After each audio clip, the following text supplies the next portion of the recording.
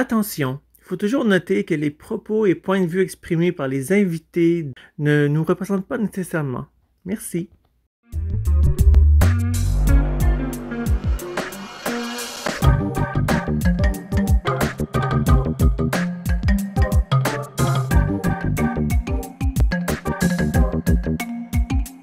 Bonjour à vous, ODH Note, auditrices, auditeurs ou simples curieux et curieuses qui découvrent pour la première fois une vidéo d'ODH TV.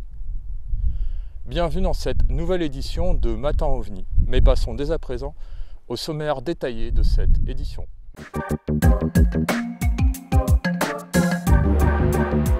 Au sommaire de cette édition, dans le courrier des ODH Note, c'est Rémi Fauchereau, président de l'association d'études des phénomènes aériens et reporter ODH TV du département de l'Yonne, et Gérard Deforge, ufologue, qui y répondent. Dans la rubrique Culture OVNI, c'est Jean-Louis Lagneau, ufologue et directeur de la revue LDLN ou Lumière dans la nuit, qui va vous conseiller en livre ufologique. Puis nous passerons à l'actualité de l'émission de radio au Québec Zone Parallèle, présentée par Jenny T, co-administratrice d'ODH TV. Dans la question de l'édition, c'est Luc Chastan, ufologue et webmaster du site Base OVNI France, qui s'en charge. Puis nous passerons à la rubrique Actu ODH ou Actualité OVNI dans l'histoire, avec Éric Zurcher, ufologue et spécialiste des rencontres rapprochées du troisième type. Puis, nous terminerons par le dossier de cette édition qui est la suite directe du dossier présenté en février 2021, Réflexion OVNI numéro 8, Spéculation, partie 2. Mais avant de commencer cette nouvelle édition, n'oubliez pas de vous abonner à la chaîne ODH TV 2 et d'enclencher la petite cloche pour être ainsi informé des dernières notifications et vidéos publiées sur la chaîne. N'oubliez pas aussi de mettre un petit commentaire pourvu qu'il soit constructif. Les commentaires acerbes, négatifs, insultants et les trolls seront virés. Mais commençons tout d'abord par le courrier des ODH Notes.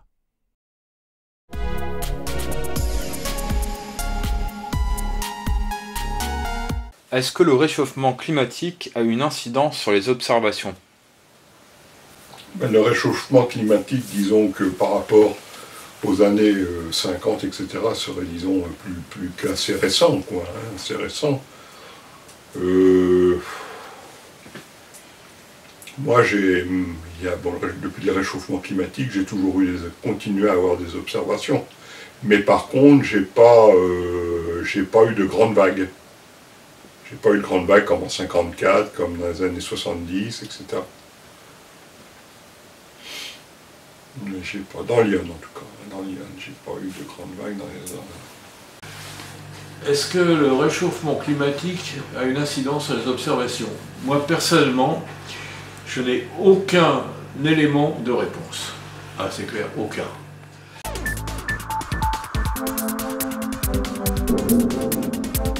A noter également la sortie récente du magazine Printemps 2021 de l'AQ, Association québécoise d'ufologie, qui s'intitule UFO Mundo, que voici.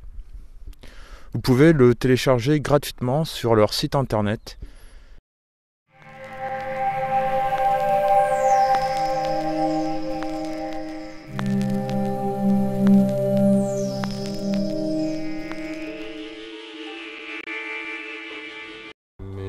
En tant qu'ufologue, enquêteur de terrain, quel livre conseillerais-tu aux néophytes ? Parce que c'est un ami et que j'adore ce qu'il fait. Déjà tous les livres de Joël Ménard, ça c'est clair.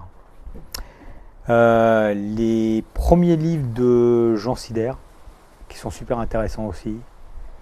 Les titres, on ne va pas les donner parce qu'il faudrait que les gens cherchent un peu, parce qu'il y en a tellement. Après, là, dernièrement, il y a quelques livres que Jean Librero a sortis. Toutes les traductions qu'il a fait à l'heure actuelle, là, que ce soit Les enfants de Roswell, qui est un très très beau livre qui peut faire comprendre beaucoup de choses aux gens qui qui critiquent l'affaire Roswell ou qui s'intéressent à l'affaire Roswell, si vous n'avez pas lu Les Enfants de Roswell, vous perdez quelque chose quand même. Parce que là, c'est du costaud. Tout ce qui est OVNI en Italie, OVNI en Russie, OVNI en Roumanie, Le Peuple des Étoiles, ça c'est un livre qui m'a énormément apporté. Et je trouve que c'est un très très beau livre. Et si les gens sont un peu intéressés par tout ce qui est un peu ufologie et qui vient un peu pas dans le mystique, mais dans tout ce qui est l'éveil, ce livre est vraiment très très bien fait et je trouve qu'il est très beau. C'est les Amérindiens qui expliquent leur relation entre leur culture et puis les aliens. Et c'est un très beau livre. Ouais. Après, pour les gens qui veulent aller encore plus loin dans ce qu'on dit de l'éveil et tout ce qui est dans le domaine un peu mystique, il y a les livres de Dolores Cannon qui sont très... C'est difficile. C'est pas les premiers livres que je conseillerais à quelqu'un parce que on rentre dans des choses où il faut accepter quand même des choses, tout comme si vous voulez rentrer dans ce qu'un peu ce que j'en appelle du spectacle ufologique, un peu, mais qui quelque part il y a de la réalité dans tout ça. C'est tous les livres de Michael Salas, où là c'est pareil, mais ce ne seraient pas les premiers livres que je conseillerais. Ouais. Mais je conseillerais plus les livres de Joël Ménard, Jean Sider en premier, et puis les derniers livres qu'a traduit Jean Librero. Ouais.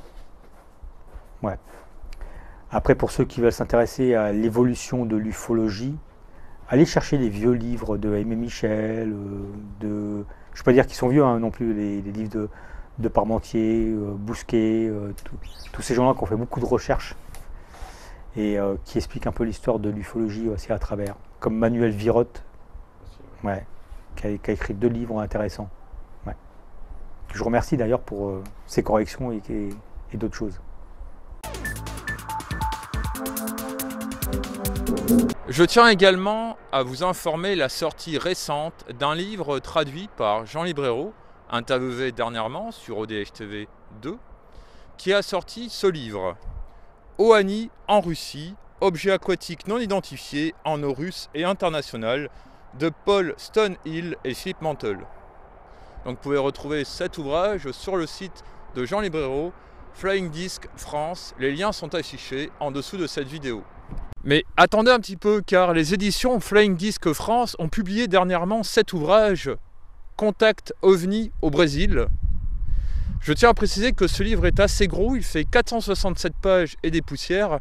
C'est d'ailleurs Jean Librero qui me l'a envoyé pour que je puisse le découvrir et vous en parler aujourd'hui et dans de prochaines éditions. Si vous désirez avoir plus de renseignements par rapport à ces 2 ouvrages, donc OANI en Russie et Contact OVNI au Brésil, je vous invite à cliquer sur les différents liens qui sont affichés en dessous de cette vidéo. Vous cliquez sur plus ou sur description et vous avez tous les liens qui vont vous amener donc à ce site internet et à la page Facebook de la maison d'édition.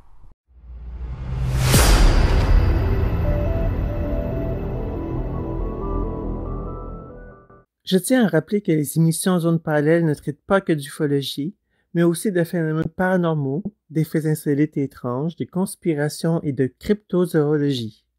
C'est une émission québécoise qui est diffusée les samedis de midi à 14h, soit en heure française de 18h à 20h.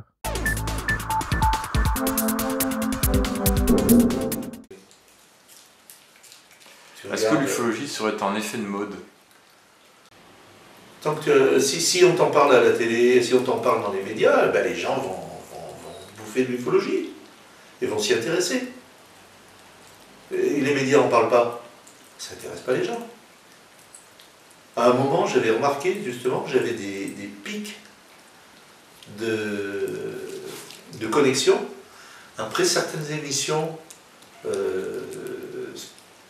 d'ufologie sur certaines chaînes du câble.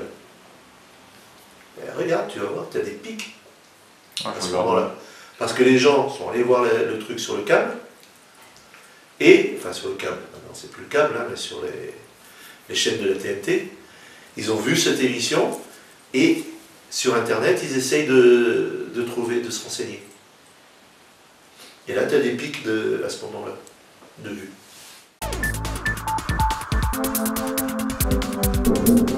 Passons dès à présent à la deuxième partie de cette édition, l'actualité ODH ou l'actualité OVNI dans l'histoire.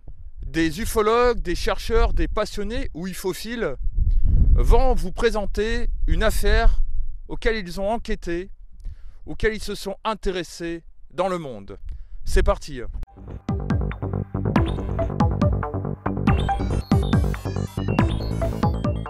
C'est le cas, il s'appelle comme ça, Lagos Negros. Les témoins voient dans une ferme cet objet se poser, et puis de grands êtres qui font 2,50 m commencer à approcher de la ferme. Panique générale, le contremaître, il sort la Winchester, il va se planquer avec le patron sur une butte à côté, et les êtres approchent de la ferme, panique généralisée, la fille les voit de plus près, ils ont des cheveux longs, et ils sont pieds nus les mecs. Bon, on est en pleine époque hippie, hein, c'est 68. Et puis finalement, avant que le contremaître tire, les deux êtres font demi-tour et retournent à l'engin, quoi. Et puis c'est la nuit. Voilà. Tu peux tout aussi bien dire qu'il y avait un quart de hippie qui s'est arrêté dans le coin et ils ont laissé balader les enfants dehors, ils se sont approchés de la ferme et puis finalement ils ont fait demi-tour parce que la fille a crié, ce qui les a empêchés de se faire flinguer par le contremaître d'ailleurs. Et, et puis ils sont repartis avec leur camping-car. Mais tu vois, on est sur une interprétation qui est... Et puis ils étaient pieds nus parce qu'il fait chaud au Brésil, voilà. Tu es sur une interprétation qui est comme ça. Sur ce genre de cas. Pourtant, on est à témoins multiples et tout. Mais voilà... Est-ce qu'il y a eu une confusion? Toujours possible. Est-ce que le phénomène a encore une fois mimé des éléments trouvés dans la culture et dans l'environnement pour se manifester et pour être justement sur le chemin de crête et pour invalider sa propre manifestation? Question. J'avais des questions très très dures à résoudre, ça, quand tu descends un petit peu profondément dans les cas. Tu te heurtes automatiquement à ces histoires-là. Et qu'est-ce que... Bon, ça te fait réfléchir, tu te dis oui, peut-être. Tu deviens un peu plus circonspect, si tu veux. Et en même temps, tu te dis, bon sang, c'est chaque fois comme ça. Est-ce que c'est chaque fois des confusions? Mais au bout d'un moment, tu n'as pas l'impression quand même. Hein, les témoins, il ne faut pas prendre les gens pour plus idiots que ce qu'ils sont non plus. Donc on pourrait bien avoir affaire, encore une fois, à une activité mimétique et qui te montre ce que tu peux à peu près comprendre. Mais d'une façon un peu ridicule quand même, hein, de temps en temps. C'est pas parfait cette histoire. Passons dès à présent à la troisième partie de cette édition, le dossier.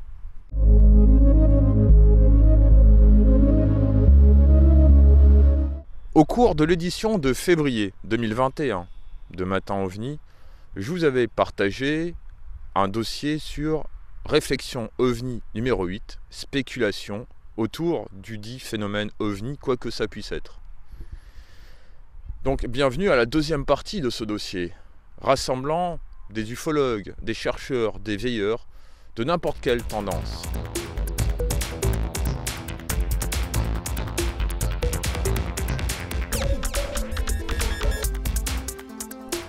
Et moi au départ, j'étais comme tout le monde, hein, c'était tous les boulons, les extraterrestres à tout prix qui venaient nous visiter. Puis au fur et à mesure des lectures, des rencontres qu'on peut avoir avec les uns et les autres, des expériences personnelles ou des témoins qui peuvent t'apporter des choses, forcément tu évolues. Et tu commences à te dire, ce que je te disais, hein, les hypothèses, les différentes hypothèses, tu commences à te dire, et pourquoi pas? Et pourquoi pas? Ça tient autant la route que le fait que ce soit matériel. Et ça tiendrait autant la route qu'une civilisation hyper en avance, qui, grâce à leur esprit ou à autre chose, puisse faire voyager une forme de pensée, et que ce soit une forme de pensée qui apparaisse et qui nous surveille, qui nous survole, ou je sais pas. Tout est possible. Donc voilà, j'ai évolué dans ce sens-là. Je rejette absolument rien. Comme je disais, aussi bien les théories de Michael Salas sur certaines choses, qu'aussi bien les faits que les gens se fassent enlever, qu'aussi bien qu'il peut y avoir des visites de chambre, qu'il peut y avoir des extraterrestres qui viennent matériels. Voilà, tout est faisable. Ah bah moi, l'hypothèse extraterrestre, c'était mon hypothèse favorite au début. mais j'ai changé depuis. Pour moi, c'est plutôt extradimensionnel. Donc pourquoi pas? Pour moi, l'hypothèse extraterrestre n'est pas du tout à jeter. Par contre, les autres hypothèses ne sont pas à négliger non plus, loin de là. Et aucune hypothèse n'exclut les autres. Il peut très bien y avoir aussi des intraterrestres, pourquoi pas des communautés sous la mer, par exemple, puisqu'il y a bien des OANI. Il y a des hologrammes, il y a le phénomène spatio-temporel, il y a les autres dimensions. Peut-être que nous voyons notre futur par moment. Moi, j'y crois pas vraiment à cette hypothèse. Enfin, moi, c'est pas celle que je retiens, personnellement. Alors, moi, je suis plus circonspecte. Je n'exclus aucune hypothèse, en fait. Puisque tant qu'on ne sait pas, on ne peut pas se prononcer. C'est vrai. Donc, je pense qu'en plus, la notion de temps est quelque chose de très relatif, de temps et d'espace. Et on peut très bien côtoyer le futur, le présent, le passé, sans s'en rendre compte. On vit en fait les trois états, le passé, le présent, le futur. Et on peut très bien être amené à voir des images du futur, par exemple, ou à voir des images du passé. Ça peut véhiculer des messages à plusieurs niveaux symboliques. D'où l'extrême difficulté à l'aborder, parce que tu vas l'aborder par un angle, toujours. C'est notre façon de faire. Tu ne peux pas l'aborder sous tous les angles à la fois. Et puis il y a des choses, tu te dis, est-ce qu'il n'y a pas des choses qui m'échappent complètement dans le truc? Tu vois? Mais c'est ce qui fait aussi l'intérêt. Là, en Italie, tu as un tas d'histoires comme ça. Tu as celle à Rome qui voit l'être qui est visiblement une espèce d'humanoïde, bon, mais qui est habillé comme l'armée romaine de l'ancien temps, quoi, avec une espèce de carapace. En fait, on ne sait pas. Et comme on ne sait pas, je ne peux pas exclure, je peux pas décemment exclure quelque chose, parce que exclure, ça voudrait que j'ai une raison pour exclure. Ah oui. Or, je n'ai pas de raison pour exclure, puisque je ne sais pas. Oui, on n'a pas d'explication, c'est vrai que là-dessus. Donc, tout ce que je sais, c'est que je ne sais pas. Et donc, je mets les unes à côté des autres, toutes les hypothèses, en me disant, peut-être que l'une d'elles est la bonne, peut-être toutes. Il y en a même qu'on pensait à de l'intelligence artificielle avec des robots ou des choses comme ça, mais pas forcément quelque chose de biologique. Ah, mais c'est tout à fait possible, puisqu'on y travaille déjà pour nous-mêmes. On peut tout à fait imaginer qu'on serait visité par des sondes ou par des robots, par exemple. Oui, tout à fait. Toutes ces hypothèses, il faut pas se fermer les portes. Pas du tout. Pas du tout. Autrement, on passe à côté de choses très intéressantes et peut-être on perd son temps. C'est pour ça que moi j'ai lu les livres de Jean Sider, de Pierre Delval, de Jacques Vallée. Des congrès, j'ai fait venir des contactés qui étaient très sulfureux. J'ai connu Jean Miguer. Jean Miguer était très sulfureux. Et je pense que dans le phénomène OVNI, il y a eu pas mal de cas qui n'ont rien à voir avec le phénomène OVNI, qu'on peut mettre dans un autre domaine, par rapport au surnaturel ou autre. Alors d'ici à penser que l'ufologie et certains domaines, dans certains phénomènes paranormaux, se croisent et s'imbriquent les uns dans les autres, ou que le phénomène OVNI amène du paranormal, ou que le paranormal amène du phénomène OVNI, tout dépend dans quel sens on le prend. Je pense qu'il y a un lien là-haut, il y a un gros lien. C'est la grande question. Je pense que de temps en temps, il y a une relation, simplement l'OVNI n'est pas vu. Voilà. Tu as des cas où on a vu des êtres bizarres, souvent volants d'ailleurs. C'est une particularité de l'Italie, mais du monde entier. Mais en Italie, tu sais, il y a une tradition des saints volants. Tu m'en avais parlé. Ouais, notamment le plus connu d'entre eux, Blaise Sandra en a beaucoup parlé, il a écrit un de ses derniers livres dessus. Joseph de Cupertino, le saint de l'aviation, il volait à l'envers. Donc tu as, notamment proche de villes saintes en Italie ou avec une grande tradition historique religieuse, tu as ces apparitions je dirais presque de saints volants, mais travestis dans la modernité, dans la postmodernité. Donc ils sont plus ou moins déguisés avec des antennes, avec des voilà, et tu as des fois des témoins multiples qui voient ça, hein, c'est incroyable. Alors de temps en temps tu as des observations d'ovnis qui ne sont pas faites par eux mais par d'autres gens à ce moment-là dans la région, donc tu te dis bon voilà, ça participe du même truc, voilà. Mais des fois il n'y a pas du tout. Alors la question se pose, qu'est-ce que tu fais? On est dans la haute étrangeté, on est dedans, de toute façon. quel que soit le sujet, qu'on soit dans l'ufologie, avec des apparitions de soucoupes, d'humanoïdes, de vaisseaux, ou des phénomènes un peu étranges, on est dans la haute étrangeté. Oui. Moi j'ai tranché un peu entre les deux, je fais au coup par coup, c'est-à-dire je regarde le cas, si vraiment le cas est intéressant, s'il y a plusieurs témoins, s'il y a des oripeaux, on va dire, il y en a un comme ça en Italie où il a des espèces d'antennes qui partent des oreilles et il a une combinaison moulante noire. Il y a une dizaine de témoins qui voient le bonhomme, un petit bonhomme hein, qui ressemble un peu au bonhomme de Cusack, avec des pieds assez grands qui pourraient passer pour palmer, tu vois, et le truc s'envole carrément. Qu'est-ce que tu fais d'un cas pareil, quoi? Bon, je l'ai pris à cause des antennes, à cause de la ressemblance avec Cusack, à cause de... Voilà. Mais je comprends qu'on puisse me dire, t'aurais pas dû le prendre aussi, c'est vrai. Tu vois, on est un peu à cheval. Mais le problème, c'est qu'il y en a de plus en plus de ces trucs-là. Et moi, je suis sûr qu'il y a une possibilité, dans certains cas, notamment dans le bouquin d'Éric Zurcher, les apparitions d'humanoïdes, il y a quelques cas dedans qui correspondent vraiment au petit peuple. Moi, j'en suis convaincu.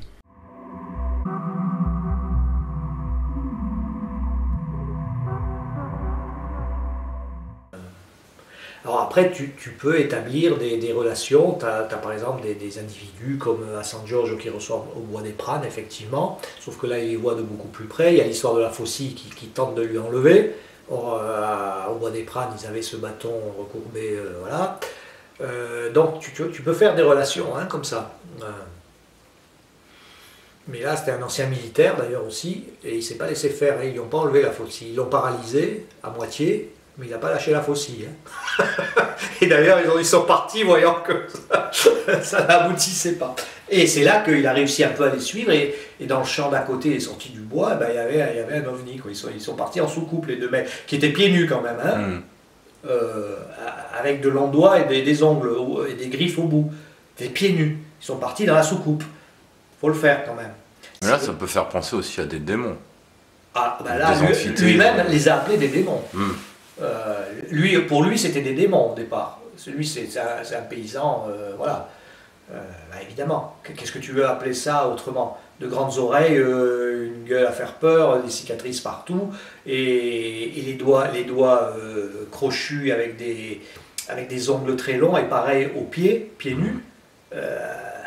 Mis à part les combinaisons noires un peu moulantes, c'est des démons, bien sûr. Mais les démons partent en soucoupe. C'est la modernité, tu vois. C'est vrai qu'on peut faire peut-être un parallèle. Je me souviens toujours le secret diabolique des ovnis, de Le Sage. Tout comme dans le précédent dossier, c'est-à-dire l'édition de janvier 2021, Spéculation partie 2 est en lien avec l'un des prochains épisodes du tour francophone de l'étrange, qui portera sur le 4e épisode d'OVNI et Paranormal, qui rassemblera des séquences non diffusées dans ce dossier, qui sont plus portées vers le paranormal et l'étrange.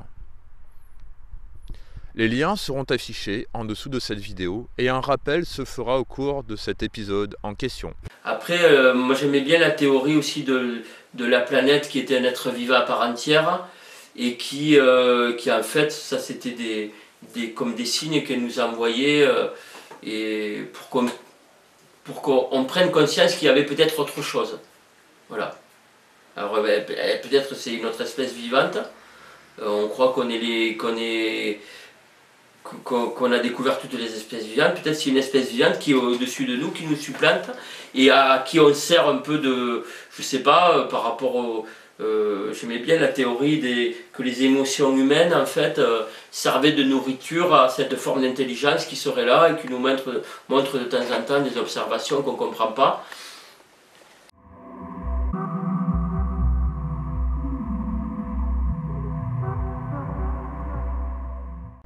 Je ne vais pas croire à tout non plus, je ne suis pas là pour croire à tout, mais c'est une réflexion qu'il faut avoir sur l'ensemble, et pas rejeter les faits. Surtout pas rejeter les faits, avant d'avoir enquêté dessus. Il vous faut faire la différence entre un recueil de témoignages et une enquête ou une contre-enquête. La psychosociologie peut dire que c'est des stimuli qui peuvent provoquer le phénomène ovni. Et ça, c'est très intéressant, mais il faut pas se couper de là aussi. Il ne faut pas se fermer ses portes. On appréhende le phénomène ovni, on ne sait pas vraiment quelle est son origine. Il y a plusieurs hypothèses, mais ça aussi, ça peut expliquer certains cas. Je ne dis pas que le phénomène ovni, c'est que ça, c'est que des stimuli, c'est que de la psychosociologie, c'est que... Dans le domaine des spéculations, dans le domaine qu'est l'ufologie, certains peuvent vous parler des cas dits particuliers. Mais finalement, les cas ne sont particuliers que pour le ou les témoins, pas forcément pour les enquêteurs ou ufologues. J'étais plus ou moins LDLN parce que j'étais comme tout le monde, je côtoyais énormément Joël. Et je faisais son taxi driver à l'époque, avec Hélène. On était partis du côté de Beaune. Et on a rencontré ce jour-là aussi une autre dame qui, elle, était complètement isolée dans une ferme et qui a observé un cylindre qui se promenait, qui venait vers elle et qui se promenait comme ça et qui faisait demi-tour et qui était repassé devant elle. Et elle se posait la question de savoir est-ce que c'est militaire ou est-ce que c'est extraterrestre. Et elle ne comprenait pas pourquoi on ne pouvait pas lui apporter de réponse. Et on avait beau lui dire, mais depuis qu'on étudie les ovnis, personne n'est capable de dire ce que ça peut être réellement. Et elle n'arrive pas à comprendre que nous, en tant qu'ufologues, on ne peut pas apporter une réponse à toutes les questions que peuvent avoir les gens. En fait, les cas particuliers sont faciles à déceler parce que on nous a donné au fil du temps une classification des différentes formes, enfin ce qu'on appelle la typologie, des différentes formes, etc., de ce qu'on peut voir comme phénomène, en ufologie. Donc voilà, on a l'habitude de voir les mêmes choses, disques, cigares, triangles, etc., les boules lumineuses, les sphères. Là encore, dans ces classifications, il y en a plusieurs. Les triangles ne sont pas tous les mêmes, les disques ne sont pas tous les mêmes. On parle de disques en coche, on parle de...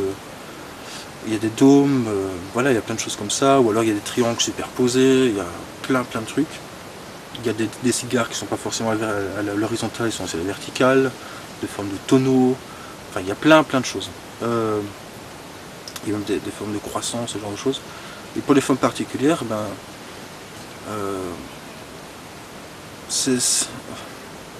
en fait c'est compliqué de...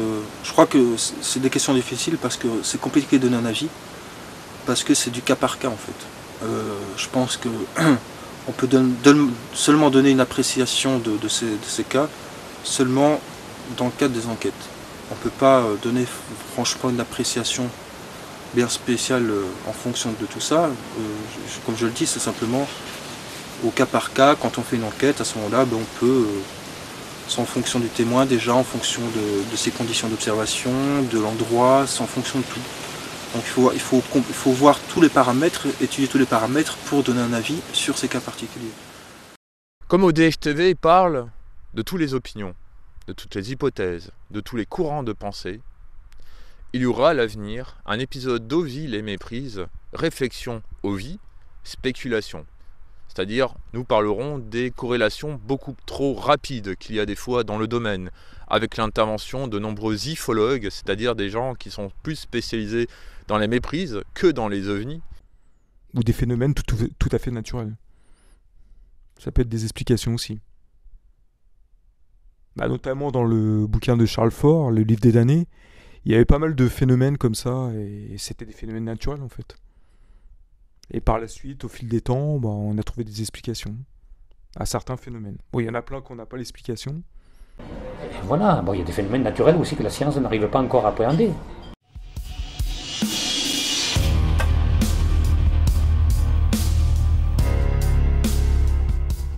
Je pense qu'il y a beaucoup de possibilités. Et même des possibilités qu'on ne connaît même pas l'existence. Donc je pense qu'il faut simplement avoir un juste milieu avec toutes ces théories et ne pas aller s'enfoncer dans des théories fumeuses qui nous entraînent n'importe où et qui nous font perdre la tête et qui après plusieurs années de travaux nous amènent à rien. Voilà. Donc, restons à la base du phénomène, à l'origine du phénomène OVNI tel qu'on nous l'a donné au départ et qu'on nous l'a fait connaître, tout en s'intéressant au reste, mais avec une réserve. Et c'est ce que j'essaye de faire. Et n'oubliez pas de vous abonner à la chaîne ODFTV2.